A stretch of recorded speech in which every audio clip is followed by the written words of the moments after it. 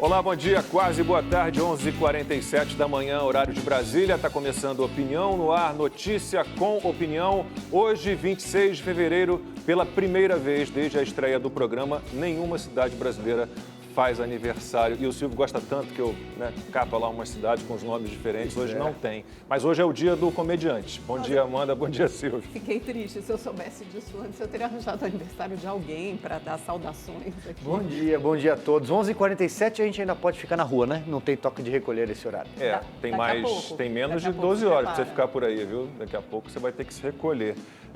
Bom dia, Rodrigo Constantino, que está feliz da vida, campeão brasileiro mais uma vez, Flamengo, né? Bicampeão, né? 8 títulos. Perdemos, mas ganhamos. Perdemos, mas ganhamos. Bom dia, fácil. Lacombe, Silvio, Amanda, e um abraço para a turma do canal dos Hipócritas, já que é o dia do comediante.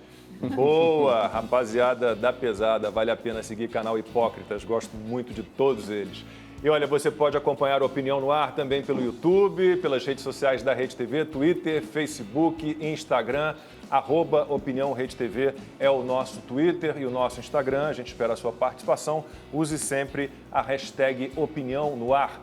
E vamos às nossas pautas, né? Como falou aí o Silvio, hoje começa o toque de recolher no estado de São Paulo, o que já tinha sido adotado em outros estados, como Mato Grosso do Sul, Piauí, Pernambuco. Em Salvador, praias estão fechadas com tapumes. A gente vai falar de Covid-19 e das novas medidas restritivas pelo Brasil.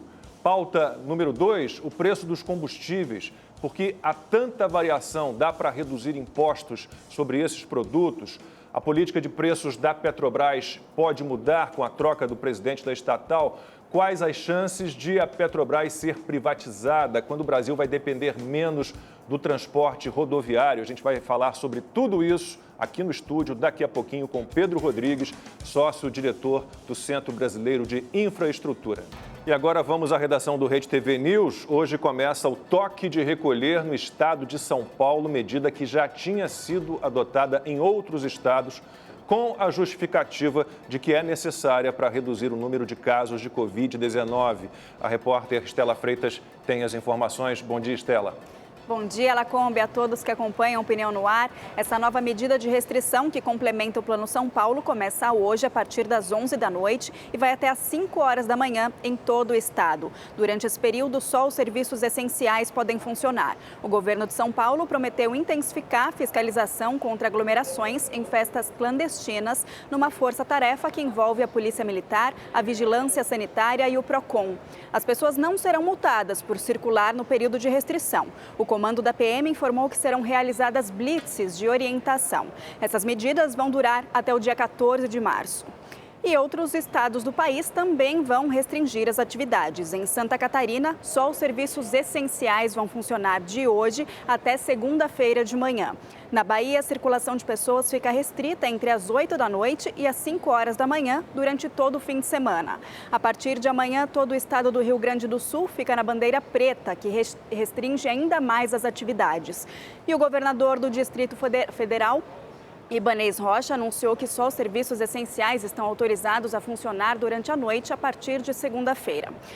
Uma última informação agora, o desemprego caiu no último trimestre de 2020, mas o índice fechou o ano com um recorde no Brasil. A taxa média foi de 13,5%, o que representa 13,4 milhões de desempregados, de acordo com o IBGE. Mais informações no nosso portal redetv.com.br e no Rede TV News às 7h30 da noite. Um bom dia a todos. Obrigado, Estela, pelas informações. A gente fala nesse primeiro bloco sobre novas medidas restritivas, então, diante do coronavírus, da Covid-19. Eu ainda estou aguardando aqui as estatísticas, né, os estudos científicos, porque alegam muito ciência, ciência, ciência, e a gente não vê isso. A gente tem muita tentativa e erro, né? Se formos lembrar aqui, puxando pela memória, aqui em São Paulo a gente teve primeiro blitz no trânsito, né? Como forma de convencer as pessoas de que não era legal sair de casa, e o que isso provocou enormes engarrafamentos, né? profissionais da saúde, médicos, enfermeiras ficaram presos nesses engarrafamentos, ou se deslocando para o trabalho ou saindo cansados depois de um plantão no trabalho, ambulâncias presas nesse trânsito todo, aí desistiram disso, passaram a um rodízio de placas, né? Um dia sai a placa par, outro dia sai placa ímpar e a gente levou mais gente ainda para o transporte público, ficou mais aglomerado, aliás, nunca aumentaram a frota de ônibus aqui em São Paulo, que eu saiba em lugar nenhum. Aliás, Chapecó e Goiânia, né, os prefeitos, as prefeituras decretaram a caneta mágica, eles decretaram que os ônibus só podem levar 50% da capacidade máxima de passageiros, só que eles não botaram ônibus além do que a gente já tem normalmente. Então, na canetada, resolveram que só pode ir 50% dos passageiros e você que quer trabalhar, que tem que se deslocar, que não pode ficar em casa, que se vire para dar jeito. Aqui em São Paulo, em várias cidades do país, a gente teve o comércio também em funcionamento em horário reduzido, né? Uma bobagem, porque é claro que você concentra mais gente com horário reduzido. Inclusive, o secretário estadual de saúde aqui de São Paulo, Jean Gorenstein, já admitiu que esse foi um erro, um grande erro. A gente já teve praias no Rio cercadas por grades, agora a gente tem praias cercadas por tapumes em Salvador e qualquer pessoa que tenha um mínimo de informação, um mínimo de interesse, vai ver que a contaminação em áreas abertas, ensolaradas, com sol, essa contaminação é praticamente zero, é irrisória, né? Então, a gente tem agora esse toque de recolher a partir de hoje em São Paulo, de 11 da noite às 5 da manhã. E aí o comitê gestor, né, da Covid-19 do estado de São Paulo fala lá que os comportamentos noturnos são mais propícios ao aumento da contaminação, mas eles não mostram estatística alguma sobre os horários em que há mais contaminação, os locais em que há mais contaminação. Aliás, eu não vi nenhuma pesquisa, nenhuma estatística sobre isso. Não é algo tão complicado assim de fazer, você entrevistar as pessoas que se contaminam, as pessoas que estão internadas, as pessoas que testam positivo. Faz ali uma pesquisa, vê se você consegue dizer em que local ela se contaminou provavelmente. Claro que você não vai ser tão assertivo, mas provavelmente em que local se contaminou, em que horário. Mas não, aí eles preferem, sem mostrar nenhum dado estatístico, dizer que é melhor todo mundo ir para casa, em vez de combater, né, bailes, pancadão lá em Paraisópolis. Fui outro dia à casa de um amigo no Morumbi, aqui em São Paulo, pancadão está lá rolando. Realmente, há bailes, há festas clandestinas com muita gente, há bares, restaurantes que não cumprem os protocolos. Esses sim devem ser combatidos, mas você aproveita e manda logo todo mundo para casa, né? Todo mundo que se vire em casa. É aquele velho problema do vírus notívago, né? Que só ataca durante a noite. E o transporte público, durante o dia, ninguém se contamina. As pessoas podem ficar aí aglomeradas em trens, em metrô, nos ônibus, não tem problema nenhum. Se a gente for fazer outro esforço de memória, está fazendo um ano que a gente começou essa história, o lockdown era para achatar a curva. Eu proponho que as pessoas olhem aí a curva, nunca vi achatamento de curva alguma. O vírus cumpre aí o seu caminho, as pessoas se infectam em casa, trancadas em casa, se infectam na rua. E os leitos de UTI era para preparar o sistema de saúde, leitos de UTI. A gente pega o exemplo de Araraquara, aqui no estado de São Paulo, que fechou inclusive supermercados, né? Fechou tudo, lá está tudo fechado. A Prefeitura de Araraquara recebeu do governo federal, a Secretaria Municipal de Saúde, 30 milhões. Né? Isso, segundo o levantamento da Unicamp, daria para fazer 165 leitos de UTI. Fizeram 44 e a cidade tem 70 pacientes em UTI. Então, falta realmente base científica e a gente fica à mercê disso tudo. Eu concordo com o Lacombe quando ele fala que a medida adotada aqui no governo de São Paulo de fazer um toque de recolher, que eles chamam de toque de restrição, mas todo mundo sabe que é toque de recolher, até às 5 da manhã, né? Das 11 às 5 da manhã, mas eu concordo no sentido que é uma medida inócua, né? Ela é feita sob medida para tentar atacar as festas, os pancadões, as aglomerações, mas provavelmente não vai conseguir nem isso, você poderia fazer isso com mais fiscalização. Mas, ao contrário do Lacombe, eu acho que faltam medidas ainda mais rígidas e mais restritivas no país inteiro. E o motivo é muito simples, o nosso sistema de saúde, o SUS, está à beira do colapso. Nunca tantos estados enfrentaram tantas dificuldades no sistema de saúde ao mesmo tempo, simultaneamente, nem mesmo na primeira onda da pandemia. Houve um achatamento da curva, sim, depois das primeiras medidas de de restrição, que nem foi um lockdown tão severo quanto na Europa. Na Europa, se a gente olhar as curvas, depois do primeiro lockdown, chegaram a reduzir para 15, 20 casos no máximo por dia. A gente nunca chegou a esse número no Brasil, foram 400, 500 casos por dia, 400, 500 mortes por dia. Por quê? Porque você nunca fez um lockdown tão restrito quanto na Europa. Mas houve sim, a curva reduziu, tanto que em setembro, outubro, novembro, a gente achou que estava tudo bem, que tinha vencido o vírus, voltou à vida normal, aí vieram as festas, eleições, festas de fim de ano, carnaval, a curva voltou a subir. Hoje a gente tem um quadro caótico no país inteiro, são 17 capitais com UTIs acima de 80%, 15 estados com ocupação de leitos acima de 90%. O próprio ministro da Saúde disse ontem que essas novas variantes têm uma velocidade de produzir 3 vezes mais contaminações. Então, são variantes muito mais transmissíveis, né? A brasileira e as outras que já circulam por aqui. E a verdade é que não há medidas nacionais, não há uma liderança nacional para interromper essa curva de contaminação tão alta. Ontem, o ministro da Saúde sugeriu transferir pacientes para outros estados. O problema é que nenhum estado tem capacidade de receber mais pacientes. Aqui, grandes hospitais privados em São Paulo já estão abarrotados. No Sírio-Libanês, tem 22 pacientes numa fila de espera para conseguir um leito de UTI. A gente teve 1.582 mortes ontem, em um dia. Santa Catarina, Rio Grande do Sul, Bahia em lockdown. Quer dizer, o país inteiro, de norte, nordeste, sul, sudeste, a gente tem o país inteiro com problemas graves. Então, a gente precisa de medidas mais restritivas e elas funcionam. É só olhar para a curva do Reino Unido, né? Então, números, vocês gostam tanto de números, então aqui a gente teve uma queda de 79% na média móvel de casos. Eram 59 mil por dia e reduziu-se para 12 mil casos por dia em 47 dias, mais uma campanha de vacinação muito exitosa. As internações diminuíram de 4.230 em janeiro para 4.230 para 1.583, uma queda de 62%. A mesma coisa aconteceu em Portugal. É muito fácil, é só entrar no Google, casos Covid Portugal, casos Covid Alemanha. Países que realmente adotaram medidas restritivas, algumas com campanhas de vacinação mais avançadas, como o Reino Unido, outras com campanhas mais lentas, como na Alemanha, por exemplo. Mas todas elas tiveram um efeito sobre a curva, as contaminações caem. Infelizmente, eu sei que é dolorido, é chato, ninguém aguenta mais, todo mundo está cansado, mas, sinceramente, não há outra solução. E, claro, acelerar a vacinação, porque é isso que vai produzir a imunidade de rebanho e vai nos tirar dessa crise. Posso só, rapidamente, o país que tem mais mortes por milhão é a Bélgica, que fez um lockdown bem pesado. Na América do Sul, os países que fizeram os lockdowns mais pesados são a Argentina e Peru, tem mais mortes por milhão do que o Brasil. Portanto, não dá para fazer essa ligação que a Amanda citou de lockdown diminuindo, achatando a curva. A Argentina tem menos casos e mortes que a gente hoje, pode ter certeza. Por milhão, a Argentina está à nossa frente e o Peru mas olha também. o que aconteceu com a curva na Argentina. Vamos lá, vou colocar aqui então a minha reflexão. Amanda, me permita dizer que eu vou discordar 100% de tudo que você falou.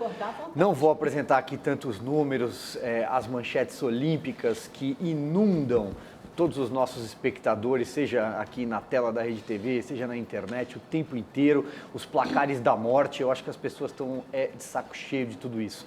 Mas eu queria propor uma reflexão que é o seguinte: no começo da pandemia, né, temos aí praticamente, foi hoje ou foi ontem, 1 ano do primeiro caso descoberto aqui no Brasil, né? Então a gente já tem um ciclo de 1 ano.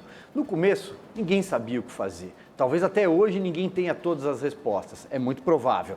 Mas vamos fazer aqui uma reflexão. Naquela hora, o que aconteceu? Segue o líder. Quem era o líder? A OMS, que prestou um desserviço ao mundo e que um dia vai ter que reconhecer as falhas na condução dessa pandemia.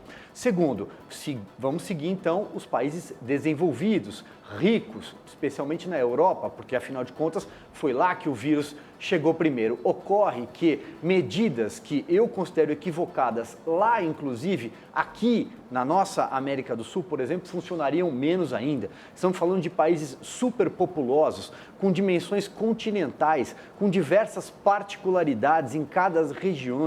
O Brasil é um continente, no norte é uma situação, no sul é outra, desde o clima até as condições socioeconômicas. Então essas medidas não funcionam. Ocorre que também os tecnocratas que tomaram todas essas decisões e hoje eles estão perdidos em seus próprios labirintos porque eles não sabem como sair, não sabem como encontrar uma saída honrosa principalmente por orgulho, por autoritarismo. Portanto, insistem em medidas, essas paletas de cores. No Rio Grande do Sul é bandeira, em São Paulo é faixa laranja, faixa amarela. Não serve para absolutamente nada. São pessoas que não conhecem o Brasil a fundo, que não conhecem os rincões do Brasil, que ficam na tranquilidade do sofá e do ar-condicionado. Pessoas que não entendem que muita gente não tem como pedir comida no aplicativo, como ficar na internet, no 4G o dia inteiro, olhando no celular e vendo o que está acontecendo. Não, tem que sair para a rua,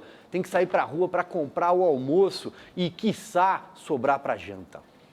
Constantino, e se a gente quiser abandonar, então, a comparação entre países, a gente está se tornando repetitivo, né? Mas a gente pode pensar, então, só os Estados Unidos, e aí a gente olha lá para a Califórnia, né? Com um lockdown pesado, tudo fechado, e resultados muito piores do que os resultados que o seu estado aí, onde você vive, a Flórida, tem, né? E a Flórida, as populações numericamente são proporcionais, mas a Flórida tem uma população mais velha, ou seja, mais vulnerável, né, Constantino? Exato. Essas comparações são sempre difíceis, né? Porque a Flórida também tem muito mais subúrbio, casas, e é mais espaçado, enquanto Nova York é concentrada em metrô, Califórnia já é meio termo. Então, isso é importante a gente lembrar, né? A gente está comparando, às vezes, banana com laranja. Outra coisa é que a Amanda focou muito em casos. Eu acho que é muito mais importante olhar óbitos ou internação, que é o que importa. Eu mandei, inclusive, para o nosso grupo interno vários gráficos de morte. E o que a gente percebe, tem o Peru, tem a Argentina... Tem Peru, tem Argentina, tem Alemanha, tem Itália, tem Reino Unido. Então, o que a gente percebe é que, mais ou menos, o Lacombe falou a frase ali, né? O vírus segue seu curso. Então, eu entendo o desespero. Todo mundo conhece alguém que é jovem, atlético e foi parar numa UTI, ou que morreu. Então, isso tudo vai gerando apreensão, né? E vai furando estatísticas, porque vai se aproximando e todo mundo fica com medo. E há uma demanda para que autoridades façam alguma coisa. O que uma autoridade pode fazer de mais imediato? Anunciar lockdown, medidas restritivas, né? E de forma confusa, como fez o governador de São Paulo, e aí fala que vai fiscalizar, mas não vai prender e talvez não vá multar. A ideia é alertar, é conscientizar. Então, assim, é tudo muito confuso.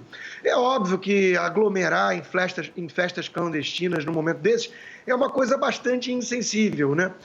O vírus é sério, a segunda onda parece grave, né? Ela tem um contágio maior, e isso vai levar a mais uma vez, o risco de colapso do sistema. Mas, de novo, nós estamos há 1 ano de pandemia. Então, não dá para ficar imaginando que as pessoas vão ficar trancadas em casa o tempo inteiro. É uma situação muito complexa. E o que mais me chama a atenção nessa discussão toda também é o tratamento que boa parte da mídia dá à China. Quer dizer, a OMS, com 1 ano de atraso, foi averiguar a origem, aí culpou o regime, mas tudo mais. Hoje nós temos aí num jornal importante de São Paulo uma matéria já elogiando que a China está doando e vendendo vacinas para o mundo. Quer dizer, nós temos que lembrar onde está a origem do problema, porque senão nós vamos, né, ficar daqui a alguns anos, vamos ficar repetindo isso, porque não é a primeira pandemia grave que assola a humanidade em uma geração, quiçá, né? Então, é preciso ter um pouco mais de cautela na hora que a gente vem com essas recomendações científicas que estão afetando bastante as vidas e não estão produzindo os resultados adequados, Amanda. Eu discordo de você nisso. É angustiante, todo mundo conhece gente que está sofrendo ou que sofreu. É uma coisa muito séria essa pandemia, mas a solução apresentada pelas autoridades não está surtindo o efeito desejado.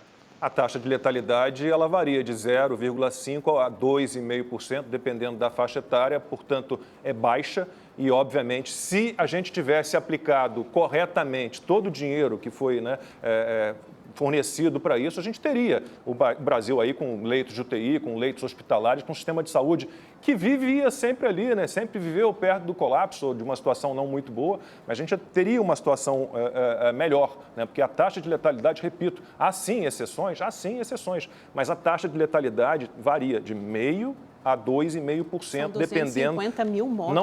Não estou dizendo que desprezo as mortes, mas quantas mortes nós teremos por conta do pânico que foi instaurado das pessoas que foram atiradas à depressão, né? As pessoas atiradas à fome, com falta de dinheiro para comprar remédio, né? As pessoas que abandonaram tratamentos As pessoas abandonaram tratamentos, não fizeram exames para detecção precoce de doenças. Nós não estamos contando essas mortes. E essas mortes teriam que ser contadas por 5, 10 anos. Os efeitos serão muito longos, fora toda a geração que vai ser atingida aí de estudantes, né, que vai ter um déficit cognitivo absurdo, né? A gente tem uma previsão já, e organismos internacionais prevendo isso, uma queda do PIB mundial por conta da falta de produtividade dessa geração que está afastada das escolas. E aí você tem uma taxa, você relaciona muito a taxa de pobreza, de miséria, com a taxa de vida, de sobrevida, quanto é que a pessoa vive. Mas isso é culpa da pandemia, né, Lacombe? Não, isso é culpa das medidas restritivas. Isso é culpa da pandemia. Se você não tivesse medida restritiva no mundo inteiro, a gente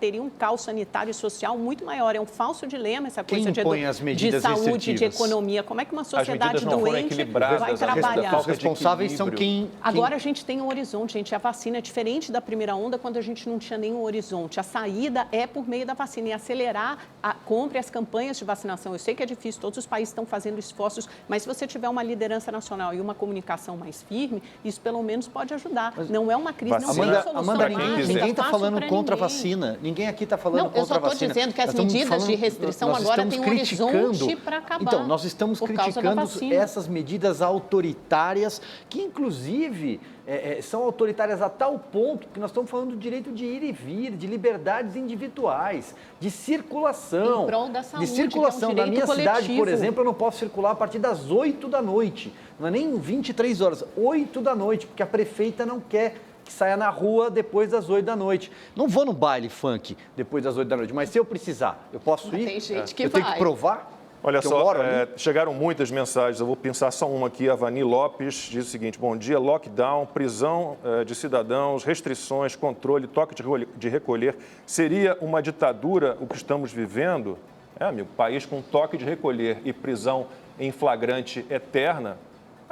Dá para a gente dizer que sim. Ninguém gosta de fazer isso, são medidas impopulares, os governantes perdem popularidade com isso, ninguém faz, tanto é que Mas o ônus da prova de que isso tudo funciona é do comitê, aqui no caso de São Paulo, o Comitê Gestor de São Paulo. Eu já Por que você diz que vai fazer um toque de recolher? Porque o comportamento noturno ele é mais propício ao aumento da contaminação e você não mostra nenhuma estatística, né, dizendo, olha só quantas contaminações se deram durante a madrugada. Não, isso é uma bobagem. Isso eu concordo com você, é uma bobagem. Então, mas é porque você aceitar esse tipo de coisa. é porque você tem que fazer medidas de restrição mais rígidas por um curto período de tempo, um curto prazo. Isso mas o curto período de tempo era lá em janeiro do ano passado, eram 15 dias, um mês para o sistema de saúde se preparar para achatar a curva. A gente está há um ano nisso. Se o lockdown funcionasse, a gente não estava nisso há um ano. É claro. Mas é porque o vírus continua circulando. Vamos ficar então um ano todo mundo quando as pessoas voltam a circular, o vírus volta a circular, a gente transporta.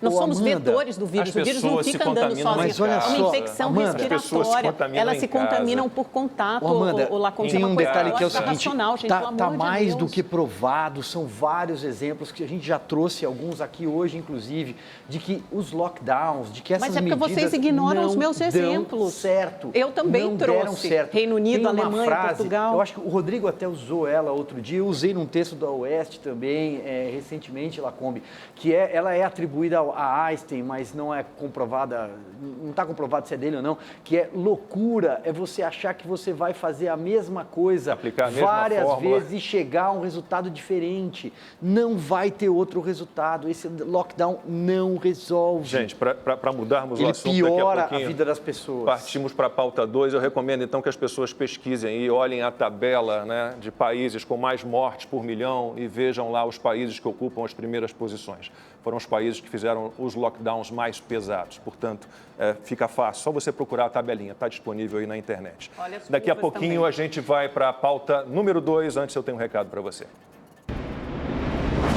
Já imaginou ter a chance de ganhar R$4 milhões em prêmios? Esse é o valor que a Rede TV já distribuiu em prêmios com o Rede TV Plus. E as chances de ganhar continuam. É o novo Festival de Prêmios Sorte Agora do Rede TV Plus. Se você, por algum motivo, parou de assinar, está na hora de voltar, porque os prêmios do Sorte Agora estão incríveis. Quer saber dos prêmios? Então olha aí.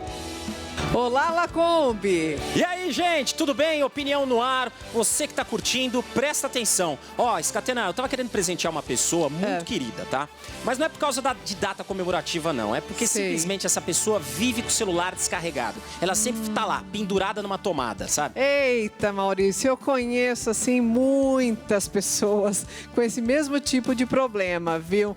E olha, se tá precisando um celular novo, aqui no Festival de Prêmios, sorte agora sai sim, sai um iPhone, gente, 12, um celular de R$6.000 todos os sábados no Mega Senha. Bom demais, né, Maurício? Celular top, é muito bom, né? Pensando bem, eu não vou comprar um celular, não. Sabe o que eu vou fazer? Eu vou dar de presente, vou mandar um Rede TV Plus pra essa pessoa. Sabe por quê? Porque ela pode ganhar o celular e todos os outros prêmios com apenas R$5 por semana. Maurício, ainda tem mais. Tem vários prêmios que saem diariamente, mas o melhor de tudo está no final da nossa promoção. Opa! Sabe por quê? O quê? Por quê? Porque sai essa Mercedes C180. Olha que maravilhosa. Olha essa estrela, gente, ó. Carrão, quase R$200.000. Catena, um desses pode mudar a vida de muita gente, a sua vida aí. Que então sonho. chegou a hora de você assinar o Rede TV Plus. Acessa lá, redetvplus.com.br, beleza?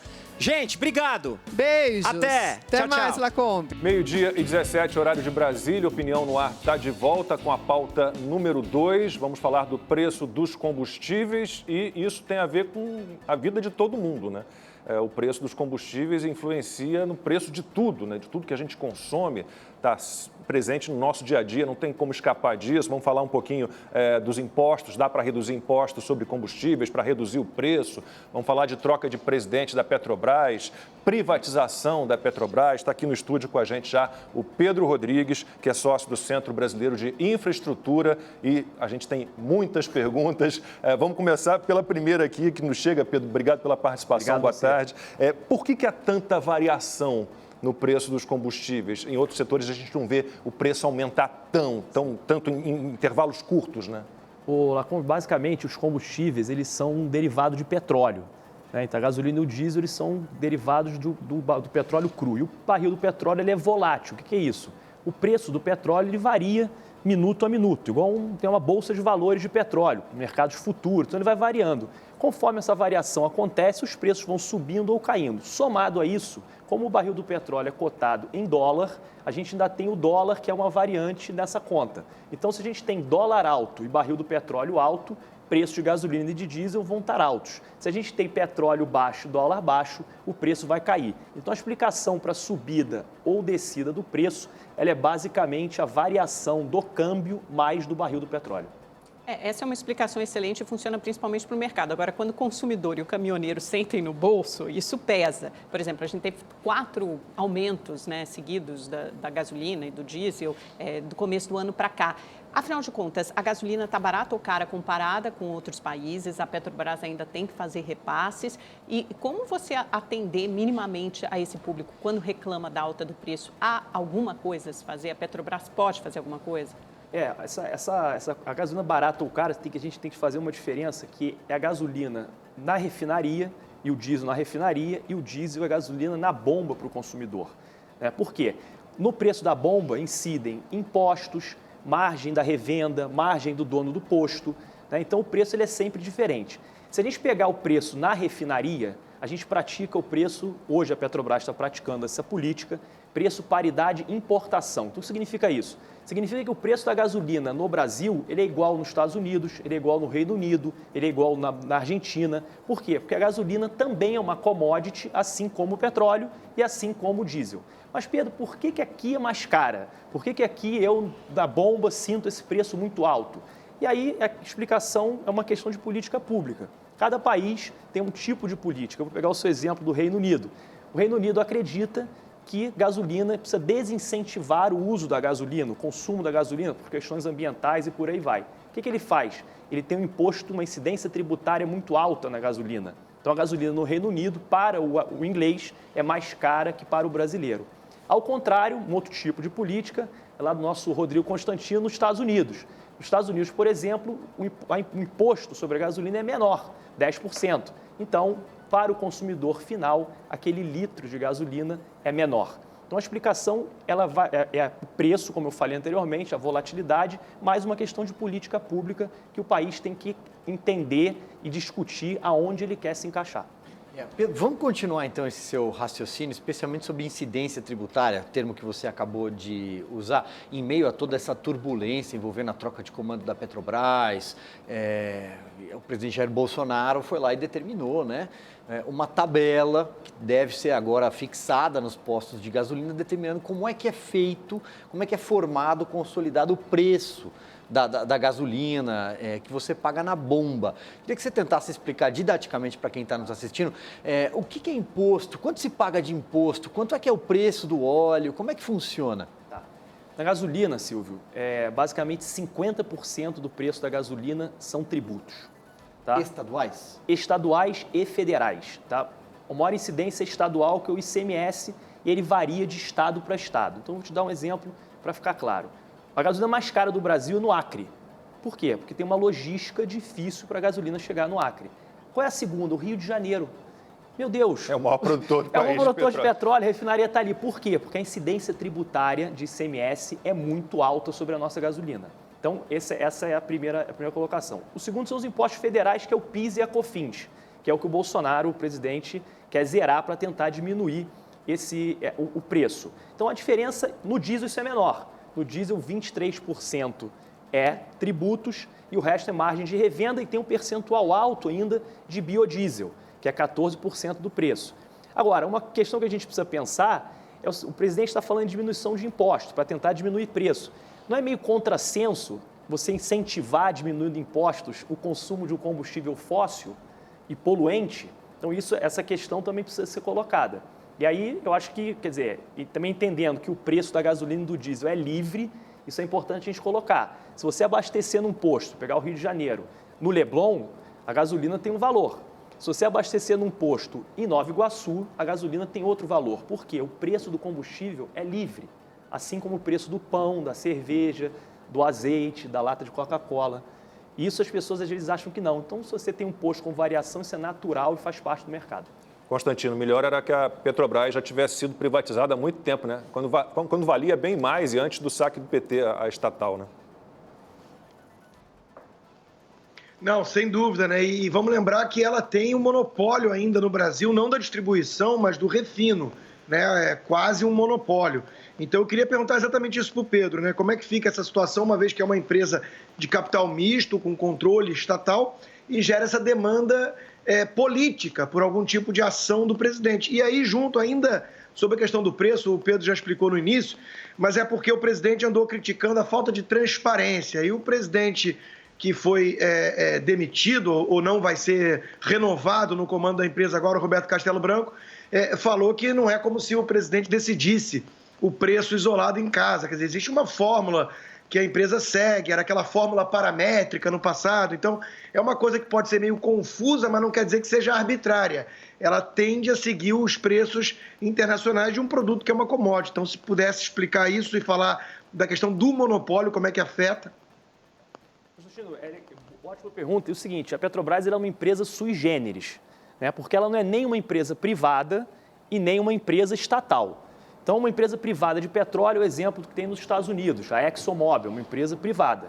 E uma empresa 100% estatal é a PDVSA, na Venezuela, por exemplo, que é uma empresa 100% estatal. A gente está no meio do caminho.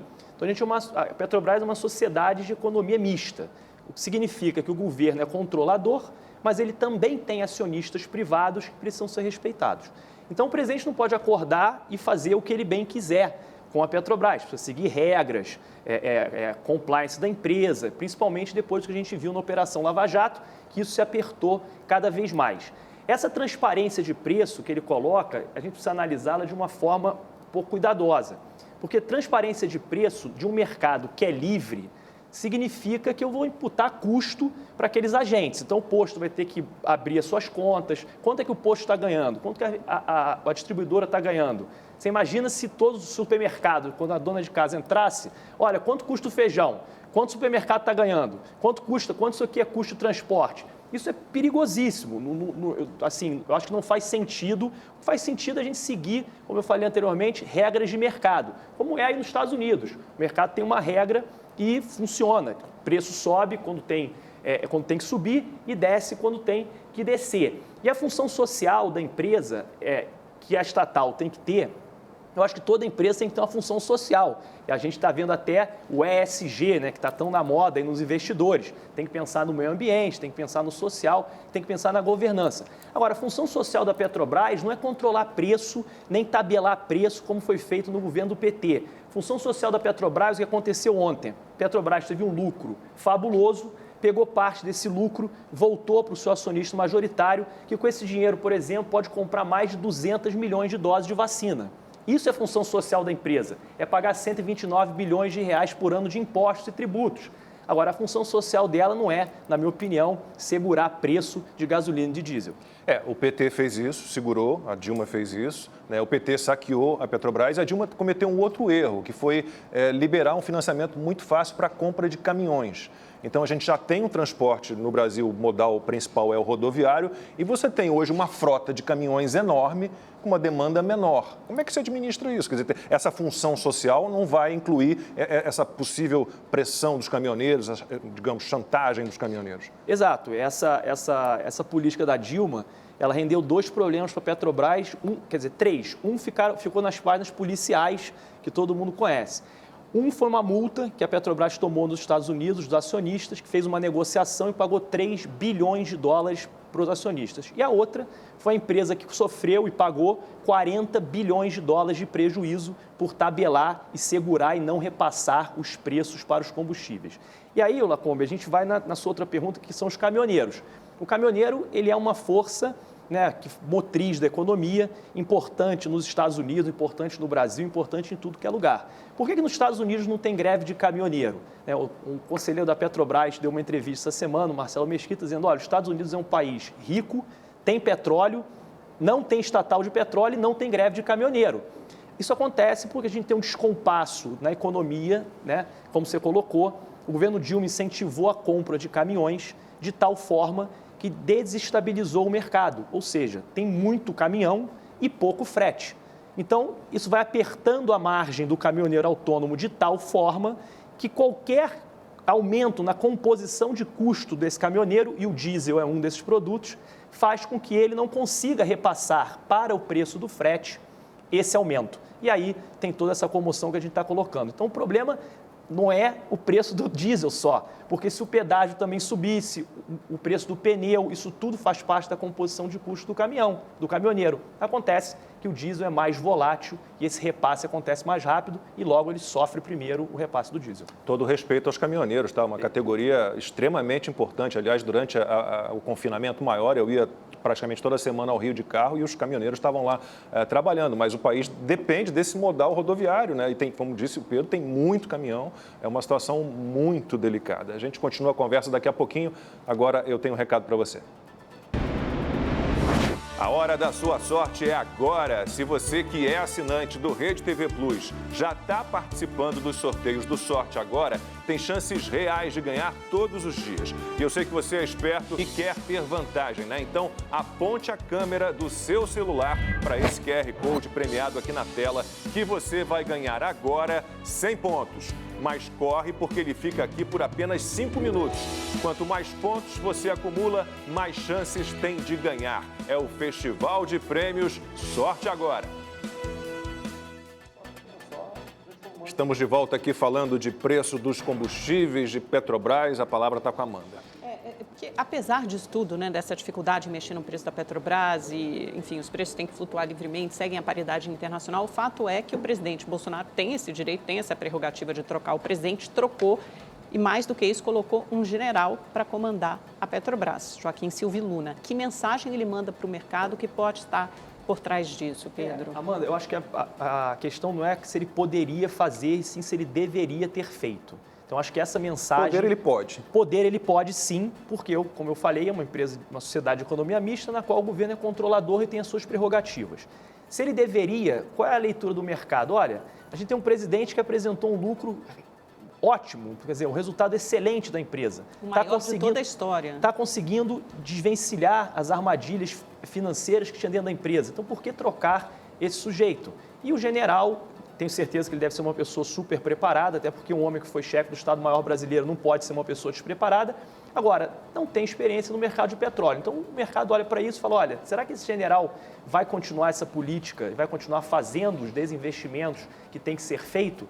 Eu brinquei outro dia e falei, olha, se o Bolsonaro tivesse trocado o Roberto Castelo Branco, ex-presidente, pelo Elon Musk ou pelo agora aposentado Jeff Bezos, provavelmente as ações teriam triplicado de valor. Então, o problema não é a troca do presidente, mas sim a mensagem que esse novo presidente indicado e esse ruído que ele gera para o mercado. E se ele tivesse botado um sindicalista na presidência da Petrobras, Silvio, você ia ficar feliz? Meu Deus do céu, né? Aí a gente ia ter o Petrolão de volta, né? Aquela turma, aquela quadrilha.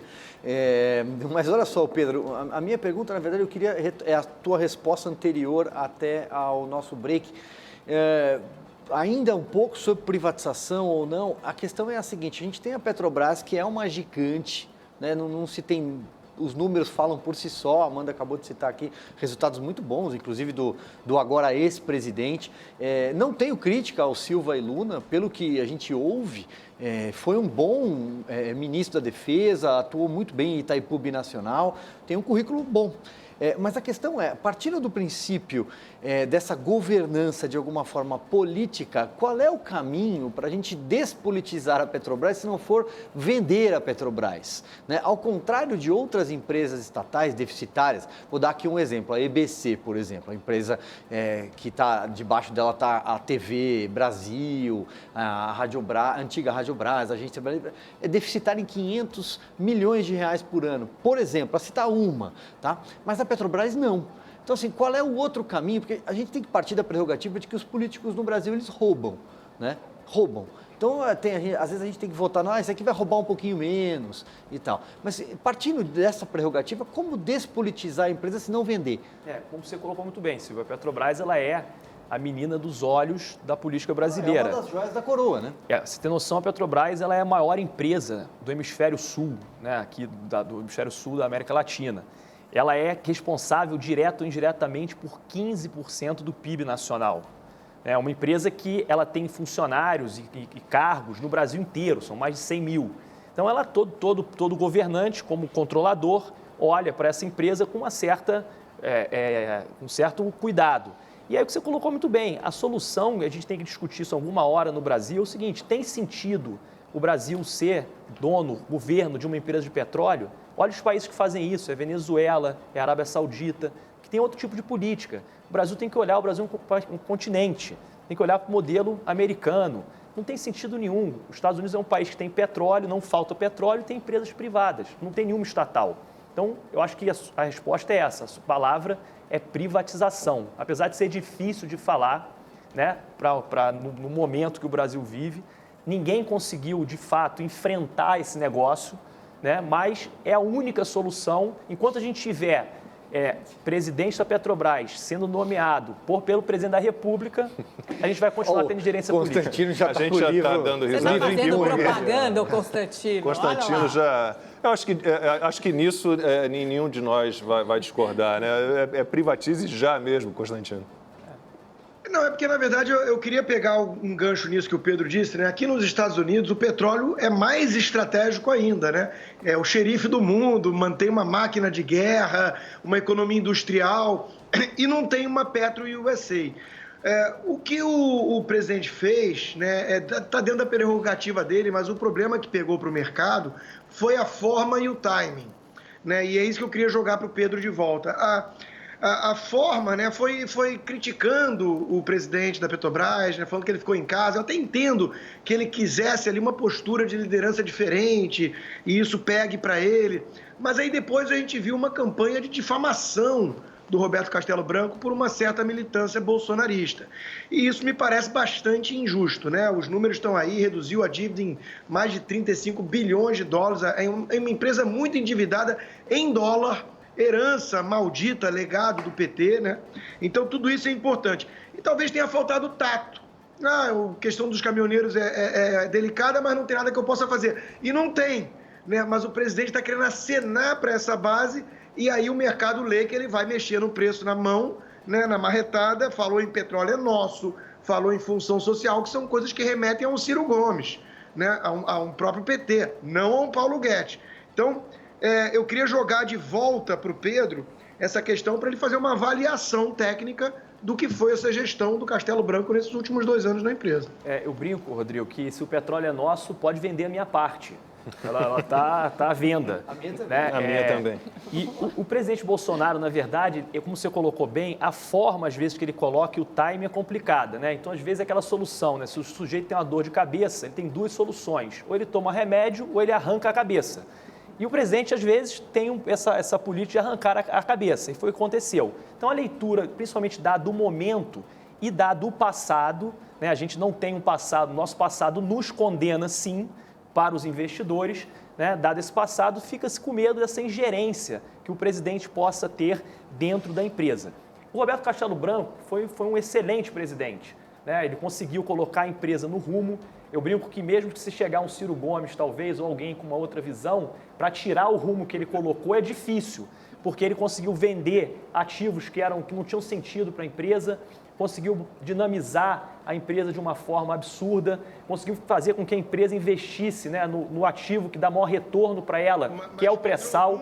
Nunca subestime o poder de estrago de um esquerdista desse no comando de uma estatal, nunca. Concordo, mas o que eu quero dizer é que ele conseguiu, de uma certa maneira, colocar a empresa numa direção... Aí o blindar vai para o outro lado, não só o Castelo Branco blindou, como hoje a lei das estatais, as regras de compliance, quer dizer, a empresa tem regras internas, o Bolsonaro não pode acordar de manhã e falar assim, olha, eu quero trocar a diretoria da Petrobras inteira, como o Nicolás Maduro pode fazer com a PDVSA. Ele não pode.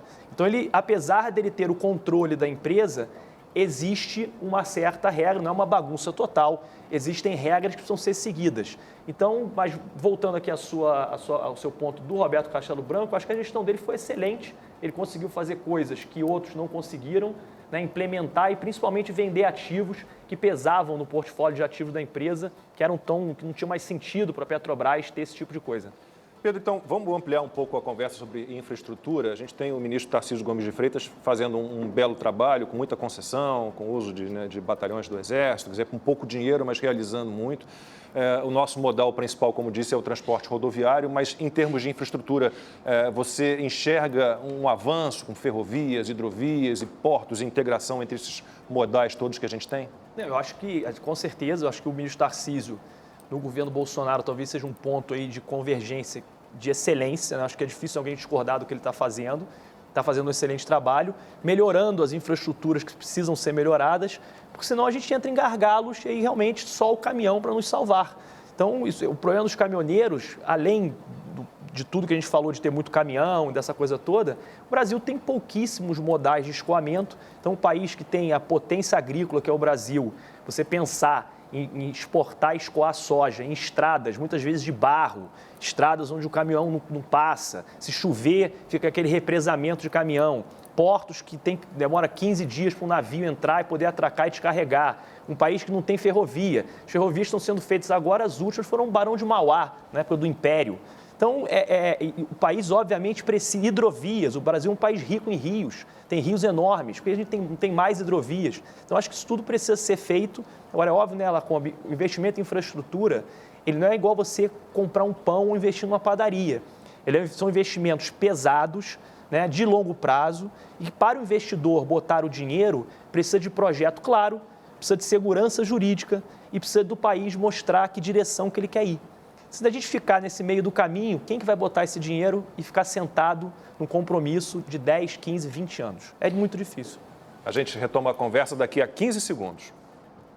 Ainda vira rei no final, acredita? Você prevê o futuro ou tá me dando spoiler? Não, meu amor, é que eu fui numa cartomante que me falou o futuro da série. A cartomante. Com Sky, a gente se diverte junto, mesmo separado. Recargas a partir de R$14,90. Ligue 0800 940 2362. Estamos de volta. Amanda. Eu acho até que o Pedro queria complementar, né, a sua fala, que a gente está falando aqui no rápido intervalo de 15 segundos, que o ministro está fazendo uma coisa inteligente. Você quer complementar? E eu faço a minha pergunta. Eu acho que ele está fazendo uma coisa inteligente, o ministro Tarcísio, que é o seguinte, levantando os projetos. Então, ele traz o projeto e leva para o mercado, para o investidor, o projeto como ele tem que ser. Então, investindo o dinheiro, ele criou um fundo para isso, e parte do dinheiro das vendas, das concessões que ele faz, ele coloca nesse fundo, e esse fundo financia esses projetos para quando ele poder vender as concessões, né, licitar as concessões, ter uma coisa mais palpável, conseguir mais recurso, né? Então são concessões e parcerias público-privadas e esse fundo para financiar a infraestrutura. Para levantar os projetos, né? É interessante mesmo. Agora, Pedro, eu acho que a gente está numa armadilha de alguma forma, né? Porque, pelo que você falou, todos esses investimentos em infraestrutura, de qualquer forma, demoram muito tempo para maturar. Então, essa história de depender de único modal e dos caminhoneiros, como fizeram no governo Temer e no governo Dilma, e antes disso, quer dizer, é um problema que não é deste governo, é um problema que é de todos os governos do Brasil. O que tem como efetivamente reduzir o preço do petróleo ou não? Porque senão essa troca no comando da Petrobras parece que é uma coisa só para inglês ver, para criar ali um fato, um alarde político, para mostrar para o eleitorado, para os caminhoneiros, estou fazendo alguma coisa, quando você efetivamente, na prática, pode fazer muito pouco.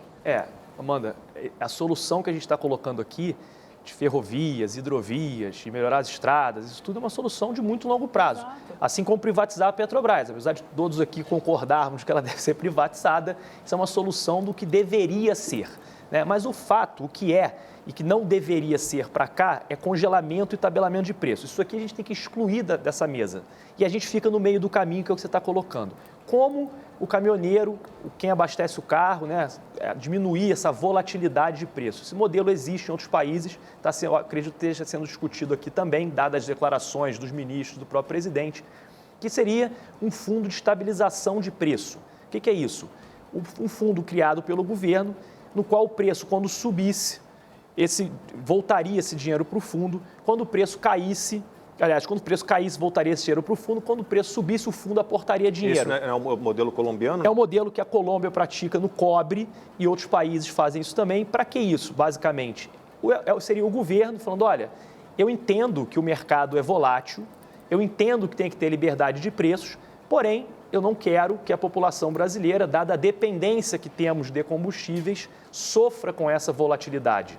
Logo, eu vou amortecer essa volatilidade, respeitando as regras de mercado, para que o caminhoneiro tenha previsibilidade no preço do seu frete, para que todo dia, ou dia sim, dia não, o preço da gasolina suba, o taxista consiga ter previsibilidade no preço da sua corrida e por aí vai. Então, eu acho que esse modelo ele está sendo discutido e eu espero que consigam, né, implementar. Desde o governo Temer, né? A gente ouviu isso na greve dos caminhoneiros lá atrás. Exatamente. É difícil de implementar?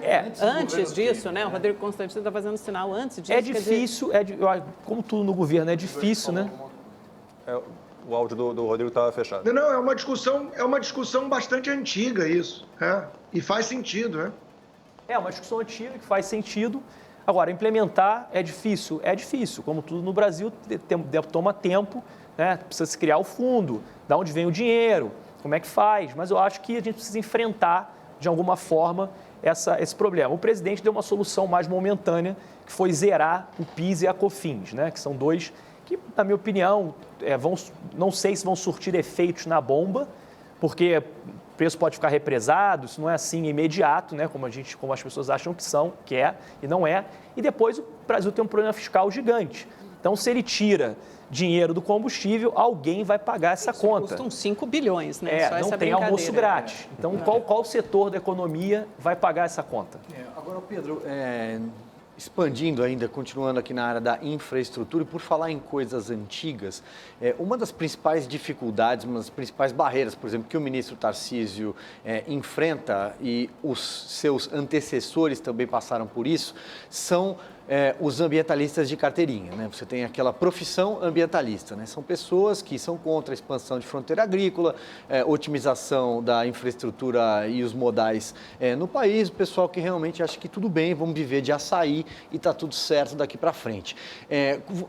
Quando é que você acha que essa cultura vai mudar um pouco no Brasil e vai ser mais fácil, essas obstruções, inclusive judiciais, vão sumir e a gente de fato vai conseguir desenvolver o Brasil quebrando de vez essa cultura de que, olha, não, a gente não pode ser desenvolvido porque isso aí derruba a mata da Mata Atlântica, os povos ribeirinhos ficam chateados.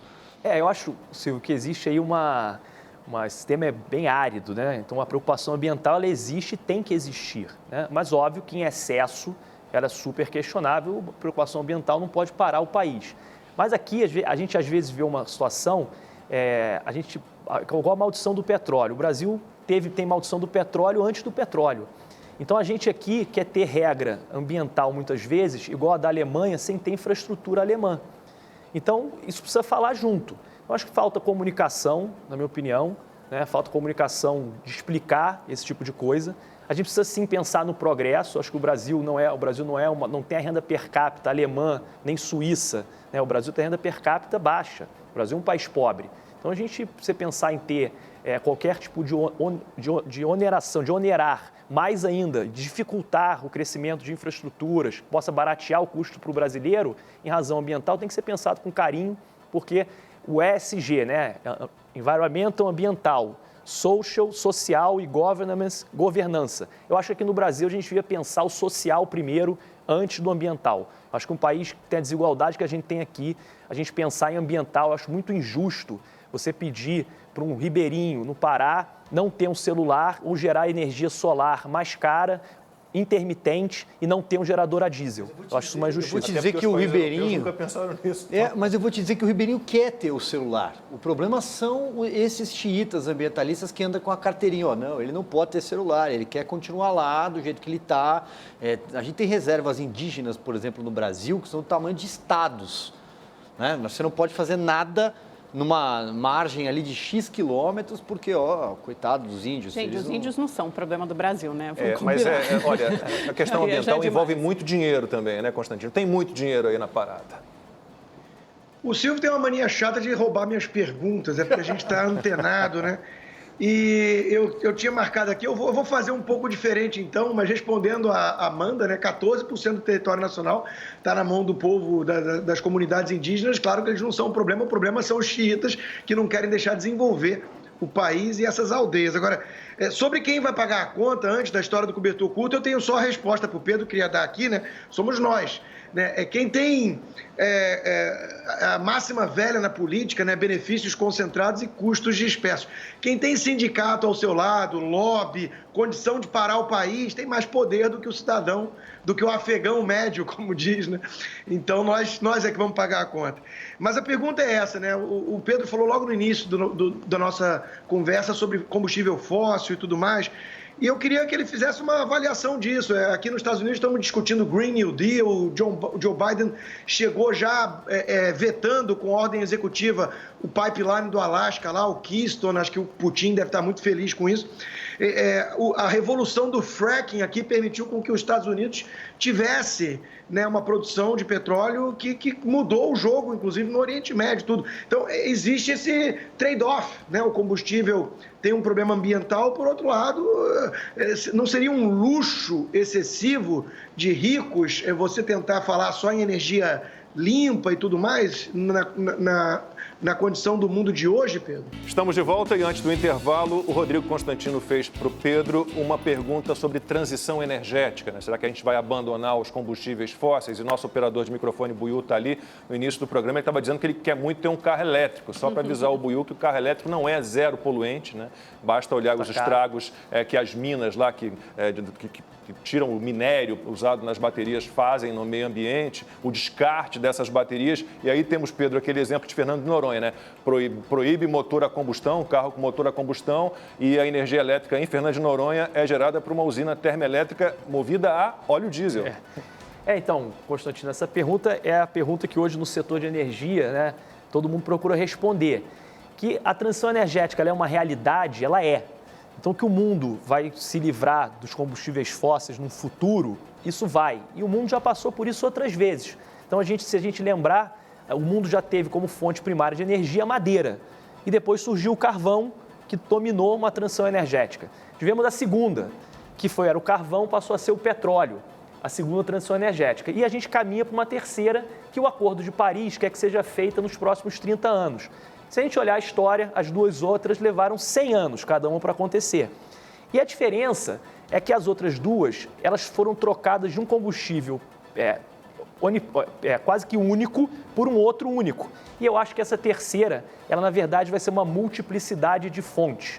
Então cada país vai ter que olhar para a sua economia, olhar para as suas fontes de energia e tentar criar soluções ambientalmente legais, né? A gente tem que lembrar que o problema ambiental não é zero carbono, é net zero. Ou seja, se alguém consome, outro tem que deixar de consumir para igualar aquelas emissões e ser zero. Então o Buiú aqui, o seu operador de áudio, eu acho que carro elétrico no Brasil talvez vai ser mais para frente do que da Alemanha, do que nos Estados Unidos, que não tem etanol, por exemplo. Então, para dar um dado para vocês, aqui na cidade de São Paulo, a nossa qualidade do ar é muito melhor do que Beijing ou do que Mumbai, porque o etanol, 27% da gasolina é etanol, e tem carro flex, é uma realidade brasileira em quase 100% da frota. Então, isso faz com que o ar da cidade de São Paulo fique melhor. Então, a pergunta é, será que o Brasil vai ter carro elétrico tão rápido quanto a Alemanha?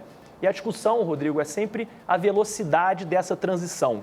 Né? Será que o mundo está todo igual? Será que a Suécia é igual a um país na África? Um dado importante, o continente africano, 600 milhões de pessoas não têm acesso à luz elétrica. Então, será que ele vai estar preocupado, ele vai deixar de consumir combustível fóssil que está perto dele para gerar luz elétrica? Então, o mundo, com a sua desigualdade, precisa discutir isso, e eu acho, na minha opinião, que 2050 é um prazo muito ambicioso e eu não sei se a gente consegue mundialmente essa meta do Acordo de Paris. Acho difícil. Então tem que avisar a Greta Thunberg, porque ela disse que o mundo vai terminar em 2030 se a gente não fizer nada agora. Então essa transição não vai poder ser assim, nesse ritmo, Pedro, vai ficar complicado. Vai ficar. Eu acho que vai ficar, assim, principalmente por isso que eu estou falando. Se a gente pegar a realidade da Suécia, talvez a Suécia consiga, até 2050, ter sua frota toda elétrica. Já a China, né? Já a China. Então, a China é um dado curioso. A China que hoje... está com metas ambiciosas, né? Vamos deixar essa conversa para um outro dia. Infelizmente, eu tenho que ficar de olho no cronômetro. Pedro, muito obrigado pela participação, foi ótimo. Rodrigo Constantino, Pedro, Amanda Silva, bom fim de semana para todos. A gente volta na segunda-feira. Até lá.